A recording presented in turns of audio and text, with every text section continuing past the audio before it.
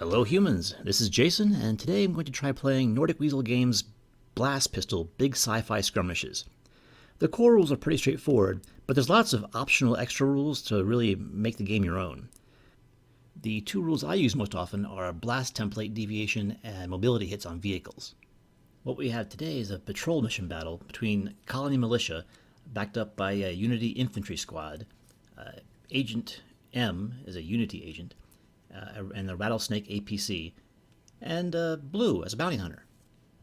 On perhaps the more nefarious side, we have Amaranth as a gunslinger, backed up by some pirate scum, a Synapse Tech Mark III Sentry Squad, matching Synapse Tech Mark IXB gun droid, and a Unity Prospector for some reason out there looking for loot. And that's one of the things I like about this game is the interesting unit types and their special abilities, like the Unity agent who grants bonuses or penalties to morale because he's a special police type agent thing for the Unity government, or the bounty hunter who gets bonus points for capturing individuals, or the prospector who can locate places on the board that are worth extra points that you can capture later. And I really like this because it brings the feel of the setting into the game. And it also makes for fun interactions between the unit types, which might appeal to collectible card game players or people who play more mainstream games like, I don't know, Malifaux or something. You'll probably want to make some unit cards, either scrawled on index cards or maybe mocked up with a word processor or something crazy and fancy like this. So this is a 300 point limit battle, 300 points on each side. And the goal of the game is to score the most points after so many turns, 4 turns in this case for a patrol mission. You can also get points, in addition to killing enemies, by capturing locations. In this case, the 4 locations on the map, here, here, here, and here. So let's get started. Both sides have the same number of units, so we will have the Unity side go first. On your turn, you can activate one big model or squad. I'm going to start with the Unity Infantry squad. They have a movement score of 4 inches. And they can take 2 actions per turn, so they can move twice, shoot twice, move and shoot, any combination. Or they can spend both of their actions to regroup if they're suffering from the rattled morale failure effect. But right now I'm just going to try to move them twice to get up here into these trees where they can get a little bit of cover and will be safe for the moment.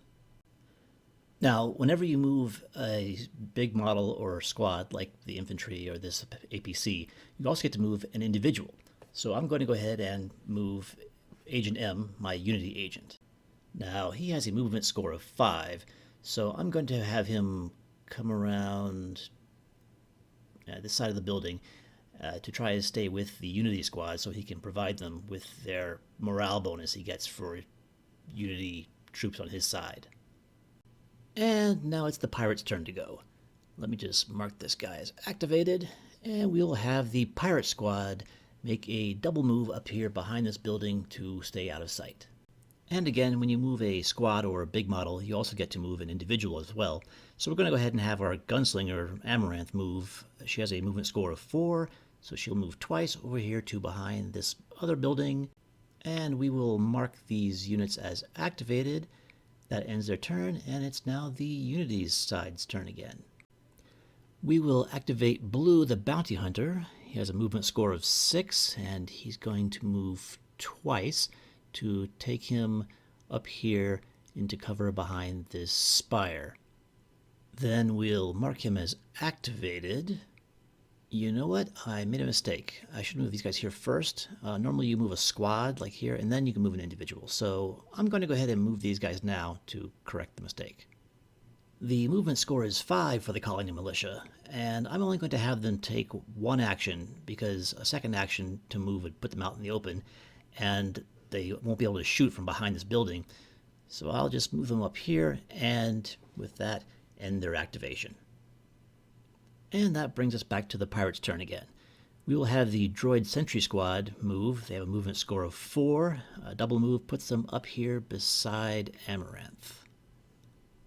And now we get to activate the Prospector. He has a movement score of 5, and it costs him an inch to move into these trees, but he has plenty of movement. And he's going to check to see if there's anything valuable in these trees. He needs an 8 or better on a 10-sided die, and that is a 7, so no. We'll mark him as activated, and it's Unity's turn again. I'll activate the Rattlesnake APC. It turns on its center point, because that's what all models do when they turn. And then he has a movement score of 10 inches, so we'll run him up here, vroom, vroom, vroom, and he will take a shot at those pirates over there. Now, the Rattlesnake's chain gun lets him roll 4d10 instead of just 1, and he has a +1 to his range score, so instead of the normal base 7+ to hit, he needs 6 or better, and there are no other modifiers for range or cover, so here we go. 4d10. 3, 3, 7, 9. That's 2 hits. The power on a chain gun is 1, so I have to add that to the d10 roll to try and beat the pirate's toughness of 5. So here goes. 5 and a 5. That matches even. So the pirates survive, but they're forced to duck into cover. And with no individuals left to move, it's the pirate's turn again. And I'm going to activate the B9 gun droid. His movement score is 4, so we'll have him move up here beside this building and into cover. And then he will take a shot at the APC. Now, all big models get to shoot 2 weapons if they have them with 1 action. So I'm going to fire the heavy autogun and the rocket pod, which, if it's shooting at a big model itself, it gets to shoot twice. So that's 3 attacks. Yay. The range is 16 inches, which is long range, but the APC isn't quite in cover, so the target of 7+ becomes a target of 8+. Also, anytime you're shooting at a large model, there's a bonus there too. So I need a 7 or better. Plus the B9 has a +3 range score, which means I need 4s or better. And the heavy autogun has a +1 accuracy, so I only need a 3 or better for that one. Let's roll some dice. The autogun gets a 1. Really?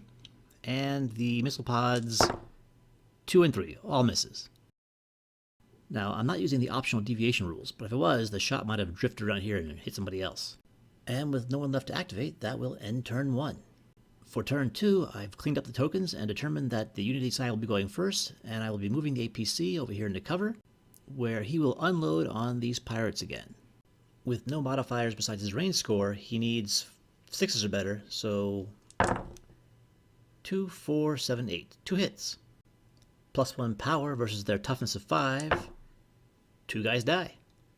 Now, one of those dead pirates had our hand rocket, but if I can roll a 3 or better, then one of my other guys will pick up the rocket, and I'll just swap out and use a different guy instead. 6. Alright, we'll do that. Having suffered a casualty, the pirates now have to roll for morale. They have to roll an 8 or better. If they roll less, they're rattled. And that's a 4, so they are rattled. If they fail another morale check like that, they'll flee the board entirely. So we'll mark the APC as activated, and now we'll activate blue. I'll move him up into the cover of this tree, paying an inch for the terrain penalty, and having nothing else to shoot at, we'll just go ahead and mark him as activated. Which brings us back to the other side. I'm going to go ahead and have these pirates make a regroup roll, which is basically another morale roll. They need an 8 or better. If they make it, they are no longer rattled. If they fail, they have wasted their turn. And that is a 1. They have failed and wasted their turn. So I'll just mark them as activated. And then I'll activate Amaranth, who will scooch forward a little from this building so she can see, and she'll shoot at blue. He's out of range and in cover, so she needs 10s or better. The range score of 2 means she needs 8s or better, and that is a 6. She misses. So marker is activated, and it's Unity's turn. We'll have the Unity Infantry Squad double move through these trees, paying the 1-inch penalty to enter terrain mode, and then we'll have Agent M follow them to maintain their morale bonus. And that ends their activation. And then it's the pirates' turn again. So we'll have the Sentry Squad move up here behind this building, but they don't have a target, and so that ends their activation. Now we get to activate the Prospector again, and he's going to climb inside this building and look for more loot. I need a 8 or better, and that is a 5, so no luck. We'll mark him as active, and it's the Unity's turn again. We will have the Colony Militia activate and very cleverly charge out into the open to fire upon the pirates. Alright then, the range is 9 inches, which is within range for an assault rifle. No bonuses or penalties means they need a 7 or better to hit. But you can't shoot through your own guys, so I can only fire with 2 guys. So here's 2 dice. 3 and 6. Misses. I will mark them as activated, and it's back to the pirate side. Now the Mark 9B gun droid activates and moves out into the open and shoots everything it has at the APC. Long story short, he hit with one set of missile pods, but was not able to overcome the APC's toughness of 10. With nothing left to activate, that's the end of turn 2. And welcome to turn 3. This time randomly the pirate side goes first, and I'm going to activate the sentry squad and have them move up here and shoot at blue. In a nutshell, they shoot a whole bunch and miss a whole bunch. And so next we'll activate Amaranth, the gunslinger. She'll run out here behind this wall for cover.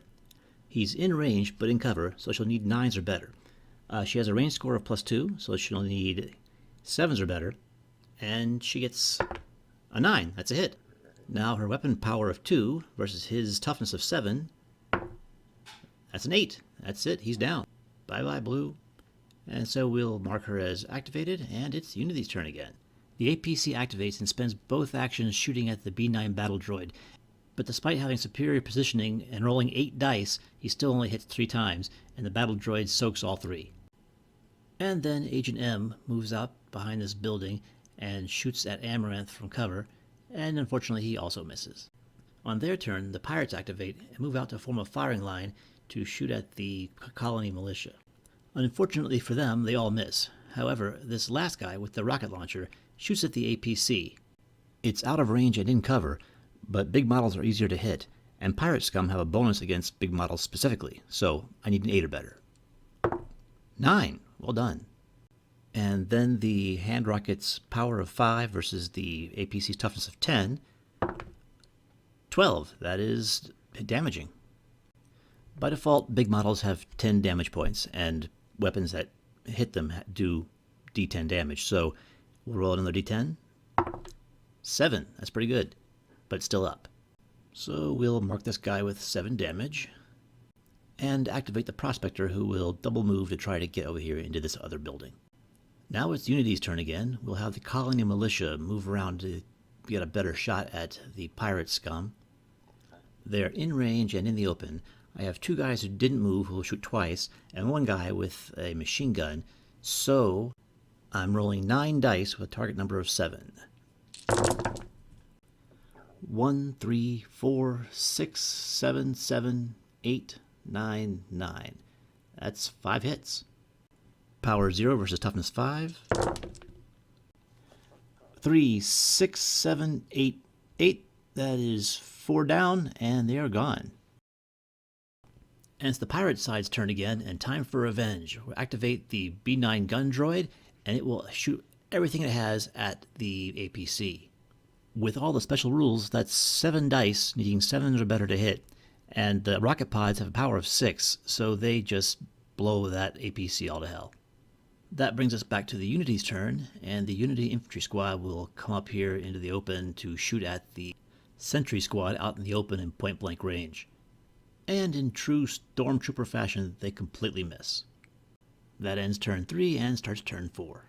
So the Sentry squad will activate and move forward a little and take some shots at the Unity Infantry squad, but will miss as well. So then Amaranth will activate and move into proper cover, and she'll take a shot at the Infantry squad as well, but she will miss too. I'm sorry, I know. Now the Unity squad moves up and shoots and misses again. It gets better, I swear. Agent M follows up behind and takes a shot at the Sentry squad and also misses. Yes.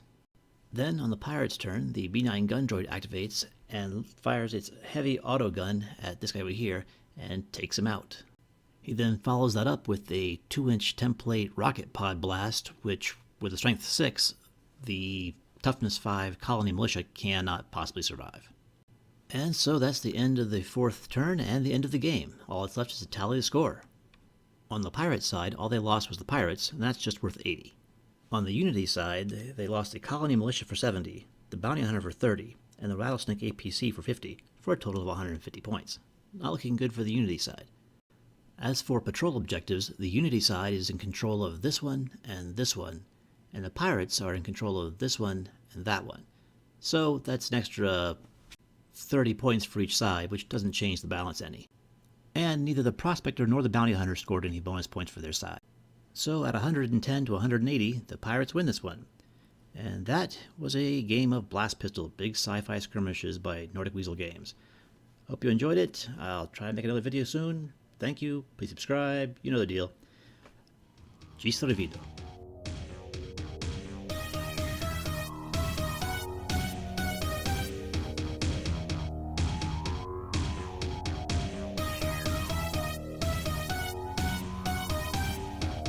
Oh man, I can't believe I forgot to roll for battle conditions.